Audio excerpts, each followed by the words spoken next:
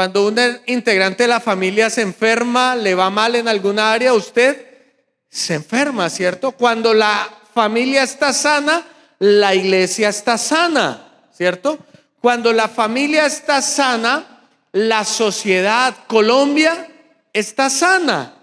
Pero cuando la familia tiene crisis, tiene problemas, entonces lastimosamente se enferman muchas áreas de la vida, de la sociedad, de la iglesia y del país.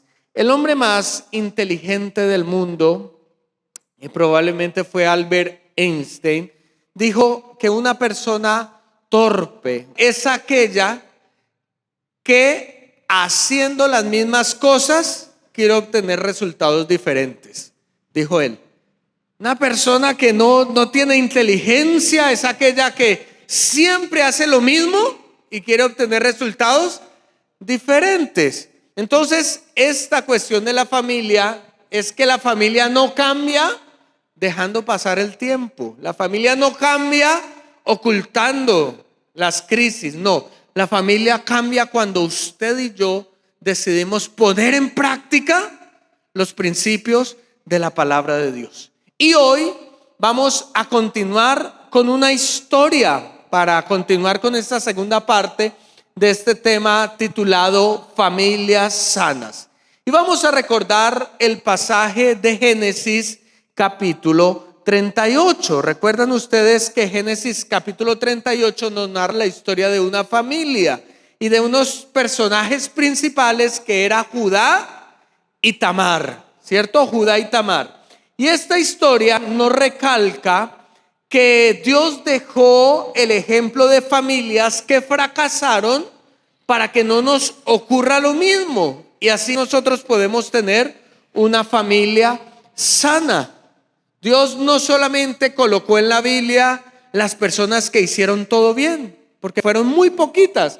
Dios colocó ejemplos de personas que les fue mal, que fracasaron, que pecaron, que sufrieron, para que usted y yo podamos estudiar esos ejemplos y no cometer las mismas equivocaciones. Y recordando el pasaje de Judá y Tamar, habíamos hablado que para tener una familia sana, primero debemos escoger con quién iniciar el proyecto de familia, ¿cierto? ¿Recuerdan cómo inició la historia? Que era un hombre que dijo: es que las de la iglesia son muy feas, que las hermanas de la iglesia no son divertidas, no salen a pasear ni a hacer cosas chéveres, entonces mejor me consigo una del mundo. Y ahí fue donde empezó toda la crisis de esa familia, porque nosotros debemos entender que para construir una familia sana necesitamos escoger con quién proyectar el estilo de vida familiar. Lo segundo que entendimos a través de esta historia de esta familia es que para tener una familia sana debemos sembrar en la integridad de la familia, que si no hay integridad, entonces nunca va a haber sanidad en la familia. Y miramos cómo Judá fue una persona que no fue íntegra. Recuerde que la historia dice que Dios castigó a ese hombre malo y lo mató. Y la ley judía decía que si el primer hijo muere y no tiene hijos, ahora a la viuda le toca casarse con el segundo. Entonces el segundo se casó con ella y también ese se murió. Le decían a Tamar la matamarido, ¿cierto? Y entonces quedaba el tercer hijo. Pero el papá, que se llamaba Judá, el padre de familia, dijo: a este yo no se la doy ni loco, porque si no me lo hace morir. Entonces le dijo: cuando el pelado tenga 18 años y podamos ir a la notaría, se lo doy para que se case. Y la mujer se fue, pero cuando el muchacho cumplió 18 años, nunca se lo entregó. Así que Judá era una persona que no tenía integridad. Y estudiamos a través de la palabra de Dios cómo la integridad permite que cuando Satanás venga a destruir a mi familia, yo pueda luchar para que no me robe la bendición de Dios. Cuando no hay integridad en la familia, Satanás tiene derecho a arrebatarme lo que Dios me ha regalado. Pero cuando yo vivo en integridad, yo puedo luchar contra Satanás y reclamar la bendición de Dios. Y ahora nos corresponde hoy ver el tercer principio de esta historia. Por eso le pido que me acompañe en la lectura de Génesis capítulo 38, versículo 15. Espero que usted esté allí con el celular tomando apuntes y leyendo la Biblia. La otra vez me senté al lado de un hermano que estaba escuchando otra predicación y yo no sabía qué hacer. Yo dije, Dios mío, ¿hasta dónde hemos llegado, Padre amado? Entonces le pregunté y me dijo, no, es que yo tengo un cerebro tan rápido que me puedo concentrar en dos cosas al mismo tiempo. Y yo le dije, uy, Albert Einstein debe estar revolcándose en la tumba. Entonces, preste la atención a la palabra de Dios, use el celular para tomar sus apuntes, para tomar una foto, para publicar, y vamos a concentrarnos en lo que Dios tiene para nosotros. Libro de Génesis capítulo 38, versículo 15, dice así: y la vio Judá y la tuvo por ramera. Una señora que en Semana Santa vende ramas. No, esa palabra ramera, ¿qué significa? Prostituta, porque ella había cubierto su rostro. Y se apartó del camino hacia ella y le dijo, déjame ahora tener relaciones sexuales contigo, pues no sabía que era su nuera. Y ella le dijo, ¿qué me darás por tener sexo conmigo? Él le respondió, yo te enviaré del ganado un cabrito de las cabras. Y ella dijo, dame una prenda o una garantía hasta que me lo envíes. Versículo 18. Entonces Judá dijo, ¿qué prenda te daré? ¿Qué garantía tendrás? Ella respondió, tu sello, tu cordón y tu báculo que tienes en la mano. Y él se los dio y tuvo relaciones sexuales con ella, y ella quedó embarazada de él. Luego se levantó y se fue y se quitó el velo de sobre sí y se vistió las ropas de su viudez. Y Judá envió el cabrito de las cabras por medio de su amigo el adulamita, para que éste recibiere la prenda de la mujer, pero no la halló. Y preguntó a los hombres de aquel lugar diciendo, ¿dónde está la prostituta de Enaim junto al camino? Y ellos le dijeron, no ha estado aquí prostituta alguna. Entonces él se volvió a Judá y dijo, no la he hallado. Y también los hombres de aquel lugar me dijeron, aquí no ha estado esta prostituta. Y Judá dijo, tómeselo para sí, para que no seamos menospreciados. He aquí, yo he enviado este cabrito y tú no la hallaste. Sucedió, termina la historia, que al cabo de 3 meses fue dado aviso a Judá diciendo, Tamar, tu nuera, ha fornicado y ciertamente está embarazada a causa de las fornicaciones. Y dijo Judá, sáquenla y quémenla. Pero ella, cuando la sacaban, envió a decir a su suegro, del varón cuyas son estas cosas estoy embarazada. También dijo, mira ahora de quién son estas cosas, el sello, el cordón y el báculo. Entonces Judá lo reconoció y dijo, más justa es ella que yo, por cuanto no le he dado a Sela mi hijo, y nunca más tuvo relaciones sexuales con ella. ¿Qué le parece si oramos al Señor? Padre, en el nombre de Jesús, Señor, hoy venimos ante tu palabra con humildad. Señor, reconocemos que nuestra familia necesita sanidad y que solamente la Biblia es el remedio que necesitamos para tu sanidad. Hoy con mucha humildad venimos ante ella para prestar atención y luego poner en práctica lo que tú nos mandas. Háblanos, Señor, quita de nosotros todo orgullo, todo prejuicio, toda preconcepción, y que lo que tú tienes para nosotros sea dado sin ninguna restricción. En el nombre de Jesucristo yo lo pido. Amén, amén y amén. El tercer principio que me enseña la historia, luego de que usted tiene que saber con quién iniciar su proyecto de vida, luego de que usted tiene que ser una persona que siembre de que usted tiene que sembrar en la integridad. El tercer principio que nos enseña la palabra es que usted debe cultivar la pureza sexual. Que una familia sana es el resultado de cultivar la pureza sexual. Así que hoy vamos a hablar de sexo. Y si usted es menor de edad, se tapa los oídos. Gracias a Dios ya los mandamos a todos para las clases. Pero vamos a hablar un poco acerca de la sexualidad. ¿Sabe por qué? Porque la Biblia habla con absoluta franqueza lo concerniente a la actividad y al pecado sexual. El sexo no es un tabú para la Biblia, como muchos lo creen. La Biblia no disimula las faltas ni los errores de los personajes bíblicos, como lo hicieron Judá y como lo hicieron Onán. Si podemos mirar, hay 3 personajes y todos recayeron o cometieron conductas sexuales inapropiadas. Por ejemplo, el versículo 9 nos muestra el pecado de Onán. Dice el versículo 9: y sabiendo Onán que la descendencia no iba a ser suya, sucedía que cuando tenía sexo con Tamar, la mujer de su hermano, vertía el semen en tierra por no dar descendencia a su hermano.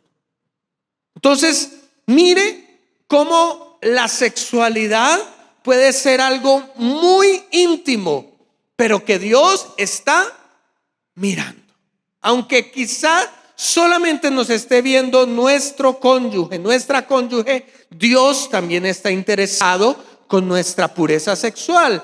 Y en el versículo 16 y 17 vemos otro tipo de conducta sexual inapropiada. Leímos ahorita que cuando Judá la vio, la tuvo por prostituta y se apartó del camino y le hizo una propuesta indecente: déjame ahora tener sexo contigo. ¿Cómo se llama esa conducta?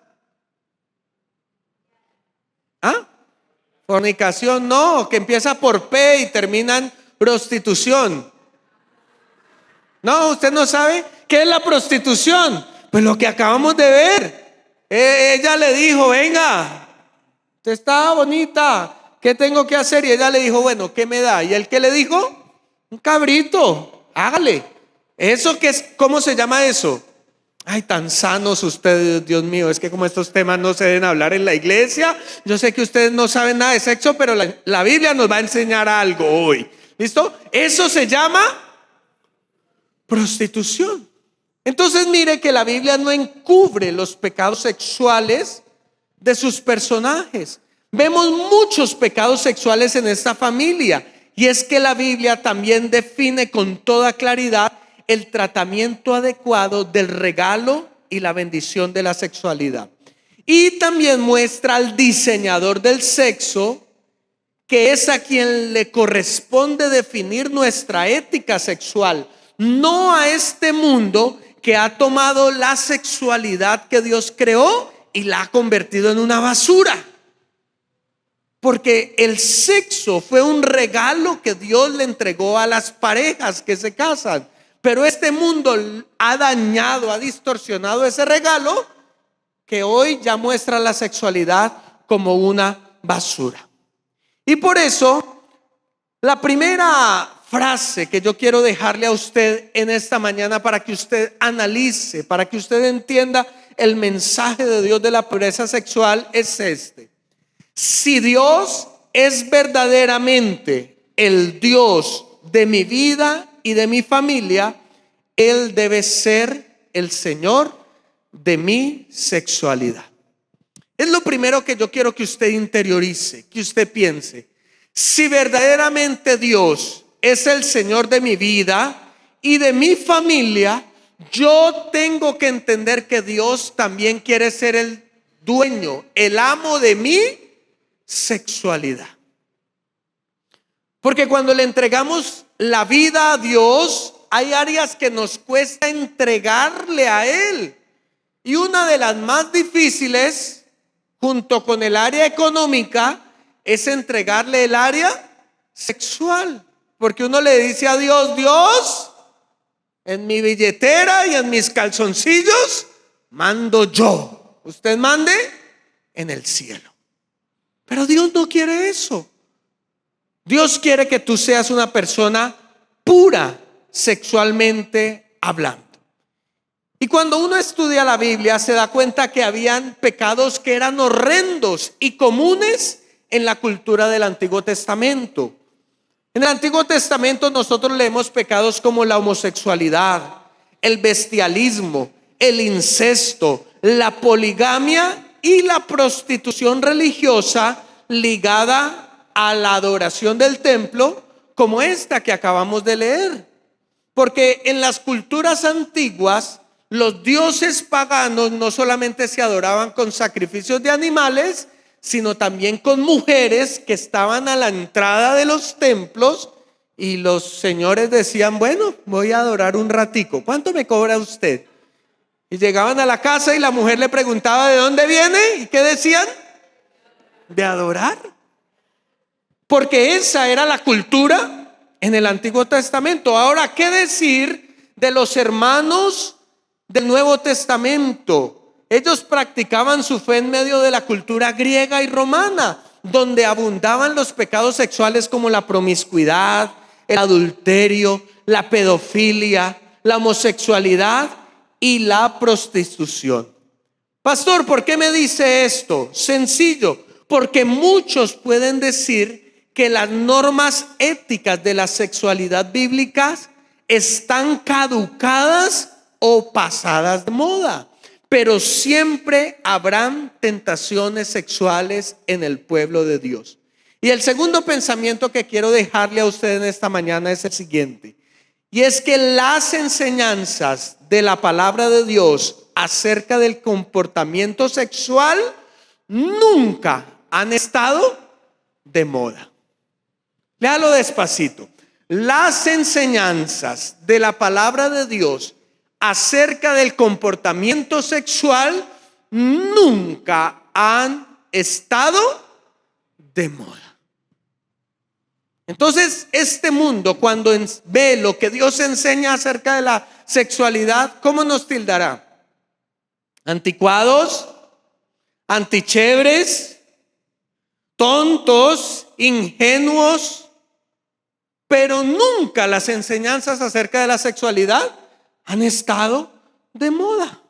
Los preceptos de Dios para la sexualidad difieren completamente de las costumbres de esta cultura predominante en las que vivimos. Y esto quizá hará que los principios de nuestra familia sean bombardeados y estremecidos. Por eso el tercer principio que le quiero dejar en esta mañana es el siguiente: tus decisiones sexuales y las de tu familia son una expresión continua de tus compromisos espirituales y relacionales. Vuelvo y te lo repito: tus decisiones sexuales y las de tu familia son la expresión continua de tus compromisos espirituales y relacionales. En otras palabras, nunca podemos separar la espiritualidad de la sexualidad. No me diga que usted es una persona espiritual si usted no vive la sexualidad que Dios le permite vivir. No me diga que usted es una persona santa, una persona de mucho conocimiento bíblico, si usted no ha podido someter su sexualidad al poder de Dios. Por lo contrario, tu sexualidad y mi sexualidad habla del control y del dominio que el Espíritu Santo tiene sobre mí. Porque hablar en lenguas, adorar, llegar a un culto es muy sencillo, pero someter la sexualidad a Dios es una tarea que usted y yo debemos practicar continuamente.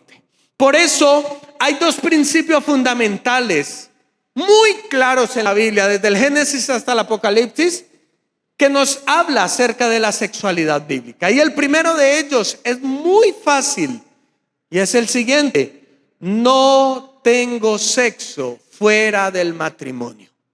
Ese debe ser el primer principio que tú tienes que tener claro para tener una familia sana.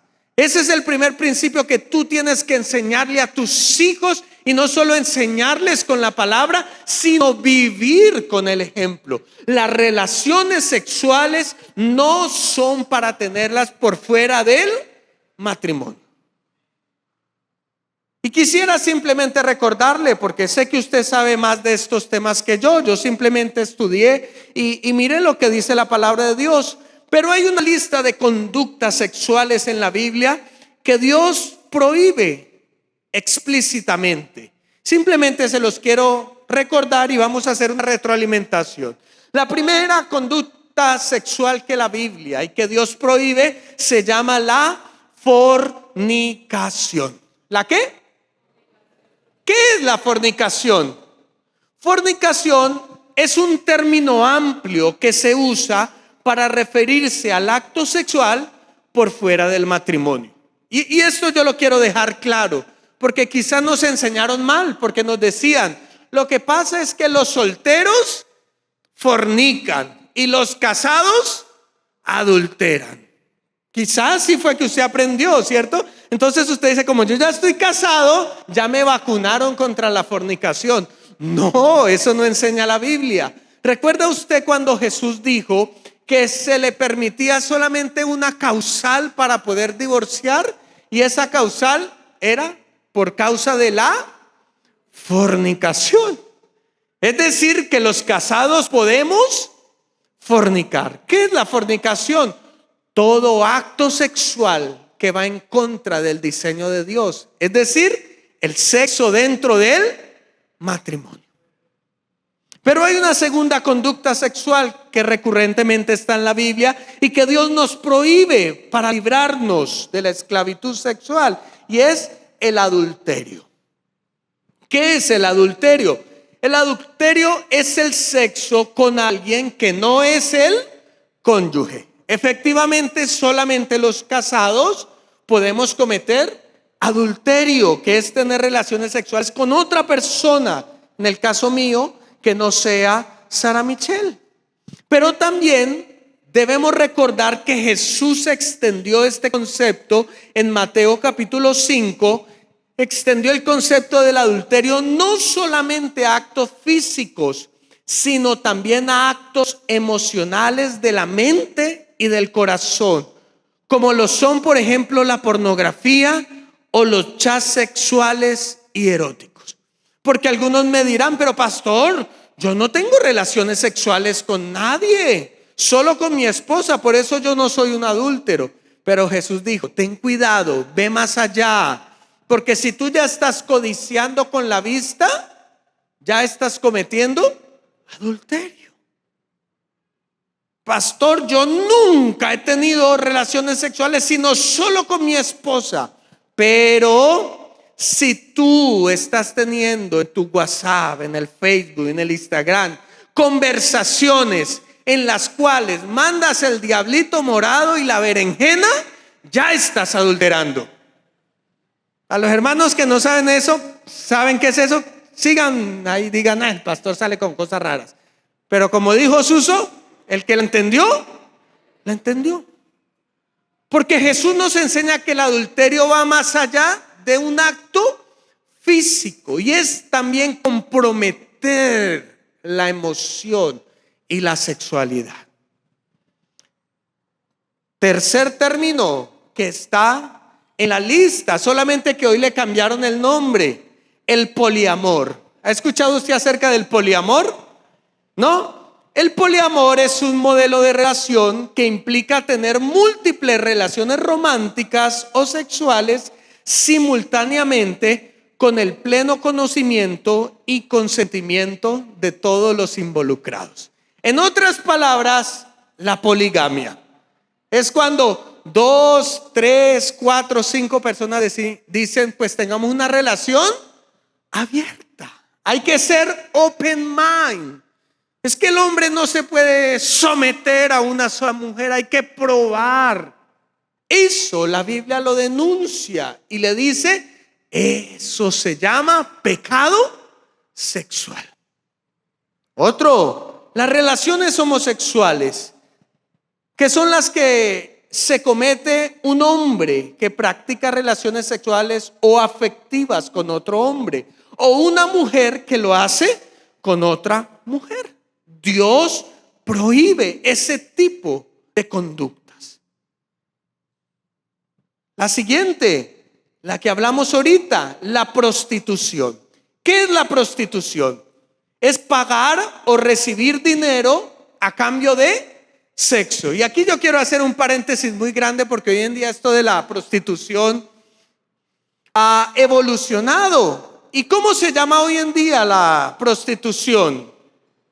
Webcams, fotos íntimas y conversaciones sexuales por dinero. Porque hoy en día hay mujeres que dicen, no, lo que pasa es que mi trabajo es ser modelo. Entonces usted le pregunta, ¿y en qué revista sale usted? ¿De qué marca de ropa? No, yo soy modelo de una empresa azul. Si usted no sabe cuál es esa empresa, mejor, hermano, me alegra. Pero venden contenido a cambio ¿de qué? De dinero. Entonces están ofreciendo su cuerpo para que un hombre dice, no, lo que pasa es que él no me toca, él no me hace relaciones sexuales, por eso yo no soy una prostituta. Sí, es que el mercado ha evolucionado, pero el pecado sigue siendo el mismo. Pastor, es que mi marido no me da para las uñas, pero si yo le mando una fotico al vecino con un poco de ligero de ropa, y esas que solo se ven una vez, que usted la manda con la bombita y explota la foto y ya no se puede. Él ya me paga las uñas, pastor. No me tocó, no hablamos, no hubo intercambio de fluidos. Hermano, hermana, eso se llama prostitución. Y la última conducta, que quizá parece la más tonta, la más tenue, pero es la que abre la puerta a todos los pecados de inmoralidad, se llama obscenidades y bromas groseras. Y hay un pasaje que desde mi adolescencia recalcó en mi corazón para hacer una regla de conducta. Efesios 5, capítulo 3. A mí me enseñaron mis pastores, Rubén, si usted quiere ser un pastor joven, porque yo decidí a los 16 años servirle al Señor, me dijo, Rubén, si tú quieres ser exitoso en esta profesión que Dios te ha llamado, tienes que entender lo que dice la palabra de Dios. Dice la Biblia, pero fornicación y toda inmundicia o avaricia ni aún se nombre entre vosotros. Y eso es lo que hay que subrayar. Ni aún se qué. O sea, está diciendo, no solamente no las practiquen, sino que tampoco hablen de ellas, como conviene a los santos. Versículo 4.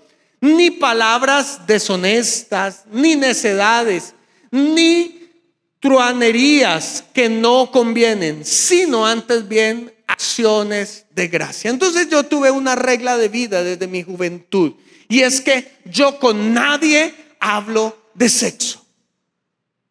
Que cuando alguien quiere hablar de cualquier conducta sexual, inmediatamente yo coloco una barrera y digo, no.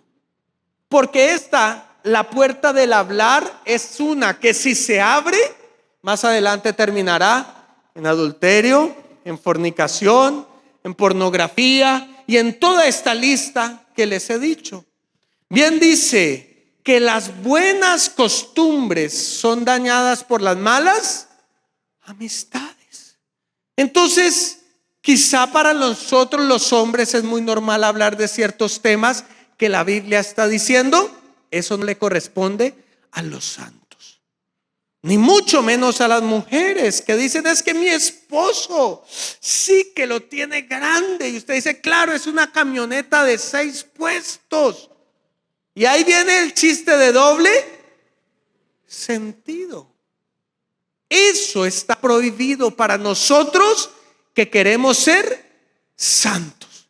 Por eso, si usted quiere vivir una vida íntegra sexualmente, pare, frene cualquier tipo de conversación que hable acerca de sexualidad. Dios creó el sexo para ser disfrutado exclusivamente dentro del pacto matrimonial entre el hombre y la mujer.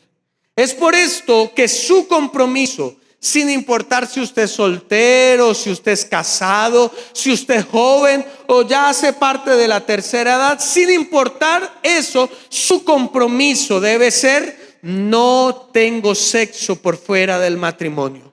Mire el ejemplo de Judá. Era un hombre que había enviudado y quizá dijo: yo tengo derecho porque mi esposa ya murió. Pero romper este principio espiritual lo que hizo fue contaminar a toda su familia y a las siguientes generaciones de su linaje. Porque como sus decisiones sexuales son una expresión de la espiritualidad, ellas pueden traer bendición o maldición a tu descendencia. Por eso hoy yo decido ser puro sexualmente. Yo con mi sexualidad decido bendecir a mis siguientes generaciones. Levante la mano y diga eso que yo acabo de decir. Yo decido ser puro sexualmente y decido bendecir a mis generaciones. Dele un fuerte aplauso al Señor por lo que usted acaba de decir.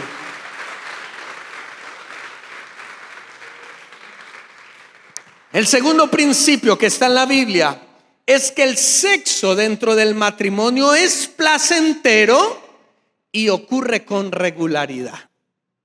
Y acá ya quizá empezamos a pisar algunos callos. ¿Por qué le digo esto?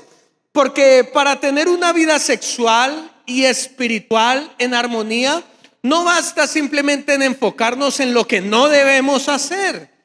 Las normas divinas para el sexo no son una gran prohibición que lo abarca todo. No, una sexualidad bíblica también se ocupa de lo que Dios instruye en lo que sí debemos hacer frente al sexo. Por eso quisiera que analicemos 3 versículos que hablan acerca de la sexualidad en pareja. La sexualidad sana, la de la recreación, la del disfrute. Primera de Corintios capítulo 7, versículo 3.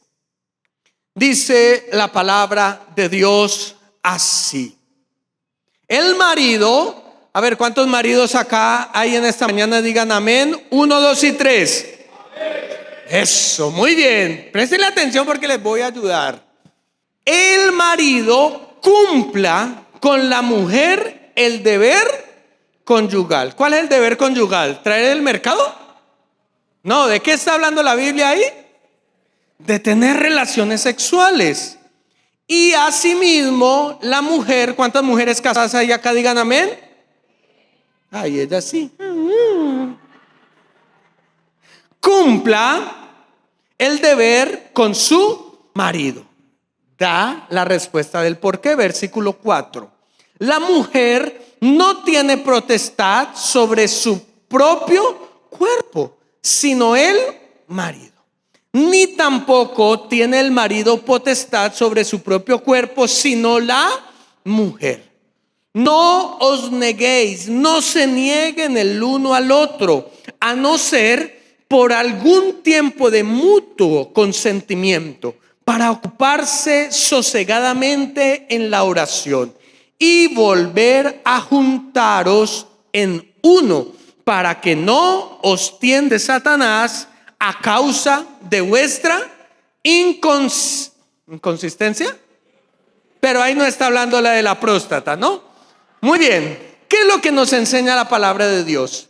Y es que los hombres y las mujeres casadas deben comprometerse a darse placer sexual con regularidad.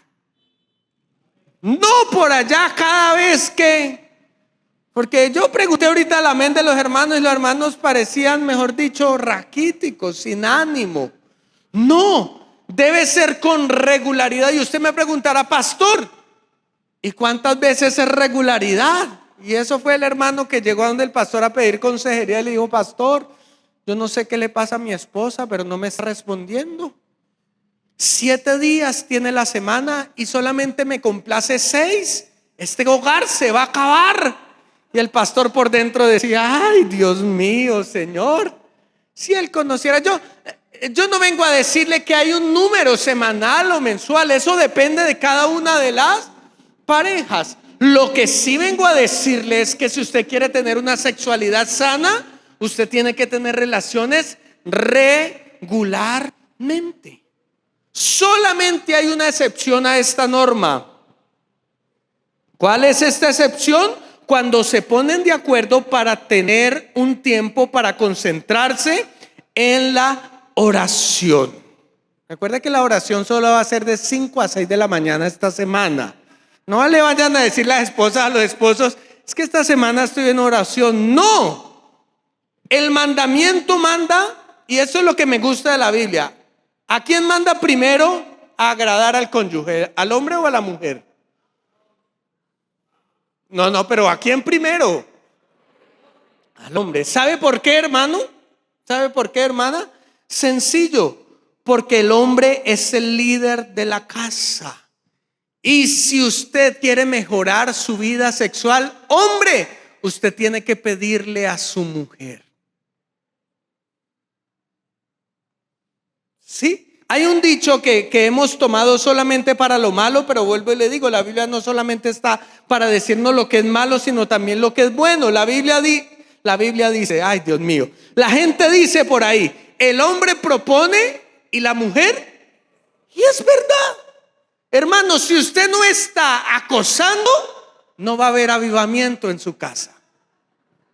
Me toca hablar así en parábolas, ¿no? Para que las verdades del reino sean predicadas. Pero si usted no está diciéndole a la mujer, usted no va a obtener el placer que le trae la relación con su esposa. Por eso no deje de proponerle. Usted como varón coloca la meta de su actividad sexual, no su esposa. Porque si usted espera que su esposa lo busque, se quedará esperando. Le toca a usted. ¿Cuántas hermanas dicen amén? ¿Y cuántos hermanos dicen amén? Ay, Dios mío. Sigamos acá, porque ya no hablemos más de los hombres, porque ya se me ofuscan. Hablemos un poco de las mujeres, ¿cierto? Porque entonces escuchamos a las hermanas decir: pastor, es que ese hombre solamente quiere sexo, solo me busca para eso. Pues claro, por eso fue que ese hombre se casó con usted. Pues que usted llegó engañada al altar. ¿Para qué cree que se casó ese hombre con usted? Para disfrutarla, para tener intimidad con usted. Y quizá hay algunas razones por las cuales las mujeres no desean tener sexo. Y quizá algunas se sientan identificadas con lo que voy a decir. Muchas veces las mujeres no quieren tener intimidad con el hombre porque tienen un agotamiento físico, quizá por el cuidado de los niños o porque hay otros deberes que le consumen las energías. Quizá la mujer no encuentre en el sexo lo que ella esperaba, entonces por eso ella no quiere tener relaciones. Puede también que esté atravesando por un periodo de tristeza o de depresión, o que tenga problemas físicos y por eso usted dice no. Quizá tal vez tu esposo ha tenido problemas con la pornografía y tú lo sorprendiste y necesitas sanar ese sentimiento de traición que hay sobre ti. Por eso las mujeres dicen no. O quizá en el peor de los casos no fue la pornografía, sino una relación extramatrimonial. Y por eso no te has podido reponer y por eso dices: yo no vuelvo a acostarme con usted. Recuerda que cualquiera de las razones que puedas estar en tu cabeza, amada hermana, todas esas razones sí son legítimas, pero son para abstenerse solamente por una temporada. Y está mal si esos periodos no incluyen la oración. Por eso dice la palabra de Dios, a menos que sea por oración. ¿Cómo puedes esperar recibir la sabiduría, la gracia y la sanidad que necesitas para enfrentar tus dificultades sexuales sin el elemento clave de la oración? Mire, postergar el sexo para tu esposo o para tu esposa en el matrimonio es contrario a la perfecta voluntad de Dios para tu vida y para la del matrimonio. Por eso el poder de la oración lo sana todo, lo restaura todo y lo renueva. Por eso ya usted no le diga, es que tengo dolor de cabeza. Dígale, es que estoy orando al Señor para estar contigo. Es que estoy tomando un tiempo, pero que sea una oración de verdad, que usted le esté diciendo a Dios, Dios, ayúdame, ayúdame. Que verdaderamente usted con su esposo esté involucrando el tiempo en la oración, y cuando dejen de orar, hagan lo que tienen que hacer. Quiero terminar en esta mañana como conclusión de decir algo que te puede liberar en esta mañana. La historia de Judá y de Tamar nos ha dejado grandes lecciones de cómo Dios no solamente dejó el ejemplo de las familias piadosas, sino de ejemplo de familias que fracasaron y fallaron solamente para mostrarnos una salida de amor y de gracia para restaurar nuestra familia. Lo último que quiero decir, para que usted se lo lleve en su corazón, es que ni el tiempo, ni el silencio, ni la pasividad sanarán a tu familia. Lo último que quiero decir, amado hermano, es que usted no puede tomar la actitud de Judá cuando él dijo, dejemos todo en el olvido, dejemos que las cosas sucedan por sí solo. Y mire cómo 3 meses después a Judá su acción le costó la reputación, la autoridad, la paz y sobre todo la destrucción y maldición para su familia. Si tú no has cultivado la pureza sexual en tu vida o en la de tu familia, no hagas como Judá. No digas, yo no puedo hacer algo, yo no se lo puedo contar a nadie. Porque el arma que Satanás utiliza para atar a las familias de la iglesia y más acerca de la sexualidad es decirte a tu mente, es que yo no le puedo contar a nadie que soy adicto a la pornografía o que mi esposo consume pornografía. Satanás quiere atarte con mentiras para que tú digas, yo no le puedo contar a nadie que aborté cuando tenía 16, 17, 18 años. Satanás quiere que tú creas que no puedes contarle a nadie que te estás acostando con tu novio o con la persona que no es tu esposo. Él quiere que tú creas que la única salida es quedarte en el olvido, en el anonimato, que tú no le puedes contar a nadie que no tienes relaciones sexuales con tu esposo hace más de 3 meses, o que quizá fuiste abusado desde que eras una niña por un familiar o por una persona cercana. Eso es lo que Satanás quiere hacer contigo. Pero lo único que yo quiero decirte para finalizar es que detrás de todas estas mentiras existe una profunda raíz de vergüenza y de inmoralidad sexual. Pero hoy quiero recordarte lo que dicen las escrituras en 1 de Juan capítulo 3 versículo 8. Jesús vino a deshacer las obras del diablo. Jesús vino a deshacer las obras del diablo. Y lo que el enemigo quiso hacer para destruir tu integridad y tu pureza sexual, Jesús puede deshacerlo y cambiarlo por un placer sano y una ética sexual adecuada. Creo que hoy es un día para decirle a Dios, me consagro a ti y empiezo a cultivar la pureza sexual en mi familia.